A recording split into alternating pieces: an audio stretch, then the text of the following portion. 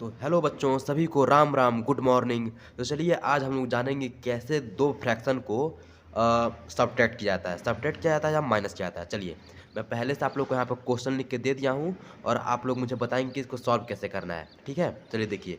पहले तो मैं आप लोग को बता देना चाहता हूँ कि आप लोग को मैं पिछले वीडियो में बता दिया था, यदि कोई फ्रैक्शन हो तो उसके ऊपर वाले नंबर को क्या बोलते हैं, न्यूमरेटर। ठीक है, और नीचे वाले नंबर को क्या बोलते हैं, डिनोमिनेटर। ठीक है, चलिए तो पहले हम लोग यहाँ क्या लिखेंगे, लिखेंगे हम लोग यहाँ पर पहले सॉल्व। ठीक है, सॉल्व लिखने के पास क्या करेंगे हम लोग, यहाँ पर एक एरो बना देंगे। अब पहले बताइए हमारा क्या लिखा है, पहले फ्रैक्शन का हम लोग यहाँ पर लिखेंगे न्यूमरेटर जो हमारा है वो 4 है, तो यहाँ पर हम लोग लिखेंगे 4। उसके बाद से हमारा क्या है, यहाँ पर माइनस है, तो माइनस लिखेंगे। और जो दूसरा वाला जो हमारा फ्रैक्शन है उसका न्यूमरेटर क्या है, 1, तो हम लोग यहाँ पर लिखेंगे 1। ठीक है, अब मैं आप लोग को पिछली वीडियो में बताया था कि यदि दो फ्रैक्शन और दोनों का जो हमारा नीचे का जो नंबर यानी जो डिनोमिनेटर जो हमारा हो वह सेम हो, तो हम लोग क्या करते हैं, उसको केवल हम लोग यहाँ पर एक ही नंबर लिख देते हैं। जैसे कहने का मतलब है, जैसे मान लीजिए यहाँ पर भी 4 के नीचे 2 है और यहाँ पर भी 1 के नीचे 2 है, तो हम लोग क्या करेंगे, दो यहाँ पर दो नहीं लिखेंगे बल्कि क्या लिखेंगे, केवल एक ही दो लिखेंगे। ठीक है, चलिए अब देखिए। अब मुझे बताइए 4 में से 1 जाएगा तो यहाँ पर क्या बचेगा, तो 4 में से 1 जाएगा तो क्या बचेगा, 3। ठीक है, चलिए।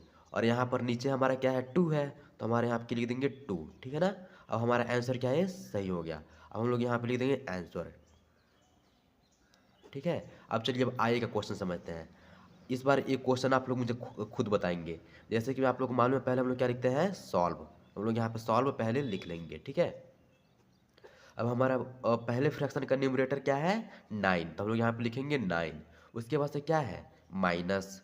और दूसरे फ्रैक्शन का न्यूमरेटर क्या है, 3, तो यहाँ पे हम लोग लिख देंगे 3। अब इसके नीचे भी 6 है और इसके नीचे भी 6 है, तो हम लोग क्या करेंगे, केवल एक 6 लिख देंगे। चलिए हो गया। अब बताइए 9 में से 3 जाएगा क्या बचेगा, तो 9 में से 3 जाएगा तो बचेगा हमारे यहाँ पर 6। और फिर से यहाँ पर हमारा पहले से नीचे 6 है, तो हम लोग यहाँ पे क्या लिख देंगे, 6। बस हमारा आंसर आ गया। अब इसके आगे हम लोग क्या लिख देंगे, आंसर लिख देंगे। चलिए अब हम लोग ने दो क्वेश्चन बिल्कुल सही सही कर लिया, बारी है तीसरे क्वेश्चन की।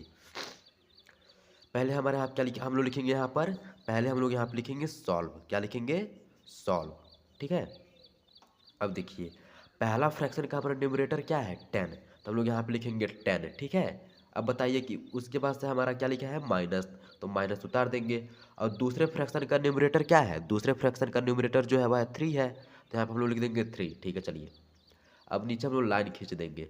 अब बताइए कि पहले फ्रैक्शन के नीचे भी 4 है, यानी पहले फ्रैक्शन का भी डिनोमिनेटर क्या है, 4 है, और दूसरे फ्रैक्शन का भी डिनोमिनेटर क्या है, 4 है, तो हम दोनों क्या लिख देंगे यहाँ पर, बस एक ही 4 लिखेंगे।